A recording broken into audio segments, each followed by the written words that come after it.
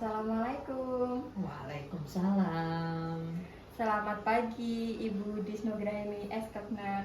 Selamat pagi Mbak. Gimana? Ada yang bisa saya bantu? Perkenalkan, saya Nabila Nurul Azizi dari mahasiswi keperawatan Universitas Muhammadiyah Jember. Tujuan saya ke sini ingin melakukan wawancara terkait keselamatan kerja di Klinik Pratama Separas Klinik. Boleh, dengan senang hati saya nanti akan membantu apa yang Anda butuhkan. Di sini ada beberapa hal yang ingin saya tanyakan. Yang pertama terkait potensi bahaya. Apa saja potensi bahaya yang mungkin terjadi di klinik ini? Oke, jadi sebelum saya menjawab pertanyaan Ananda, saya ingin gambarkan dulu ya. Jadi Separas Klinik ini klinik Pratama, dia yang fokus pada klinik kecantikan tanpa meninggalkan pengobatan umum. Akan tetapi keseharian itu lebih banyak berkecimpung di dunia kecantikan. Selama ini resiko yang terjadi hanya saja insidennya kecil ya, nggak terlalu besar. Yang pertama itu terkait terkena benda tajam, yaitu dari ampul ataupun vial yang kita gunakan ketika saat treatment. Kemudian juga potensi terkena tusukan jarum ketika kita melakukan treatment.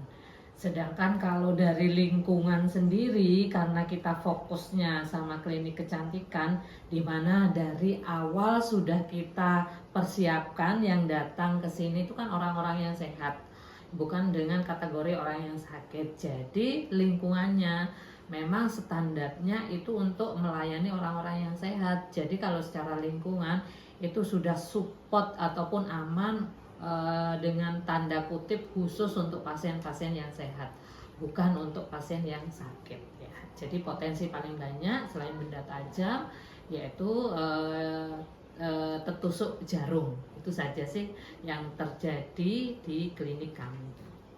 Siapa saja yang beresiko mengalami kecelakaan di tempat kerja ini dan apa dampak yang ditimbulkan?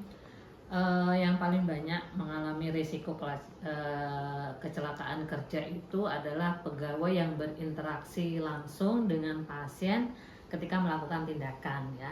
Di sini ada asisten beautician, ada beautician, di mana beautician ini terdiri dari tenaga kesehatan dan asisten beautician itu terdiri dari tenaga non kesehatan. Kemudian dampak yang terjadi itu paling banyak luka fisik ya. Terus akan tetapi kita kan sudah memiliki SOP penanganan ketika terjadi kecelakaan kerja. Jadi hanya sebatas pada luka fisik, tidak berlanjut pada infeksi ataupun dampak yang berkepanjangan lainnya. Jadi kita sudah punya SOP-nya ketika terjadi kecelakaan kerja. Kan tadi Ibu sudah menjelaskan mengenai SOP.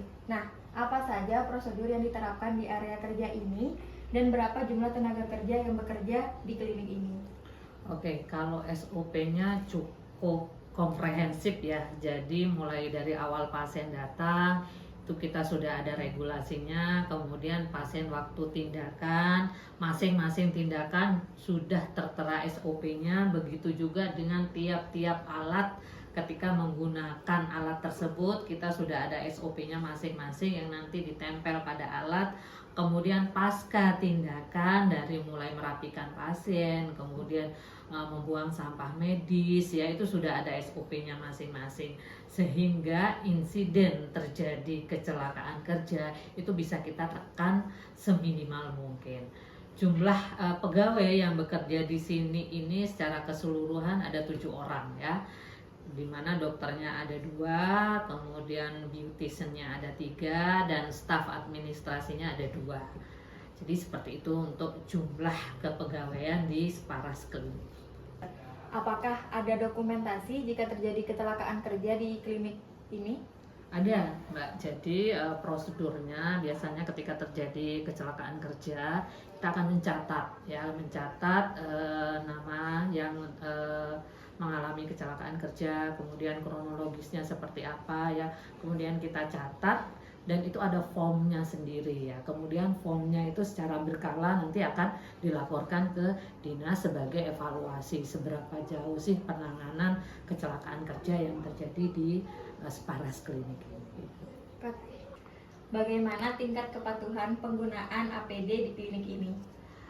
Tingkat kepatuhan hampir mencapai 100% ya, karena setiap tindakan itu kita kan ada SOP-nya. SOP itu tercatat dan secara berkala kita melakukan maintenance untuk mengingatkan teman-teman ataupun tenaga kerja di sini untuk senantiasa mematuhi apa yang sudah tercantum di SOP. Terima kasih Ibu atas waktu, tenaga, dan informasinya. Mohon maaf apabila ada perkataan yang kurang berkenan. Saya pamit undur diri. Wassalamualaikum warahmatullahi wabarakatuh. Waalaikumsalam warahmatullahi wabarakatuh.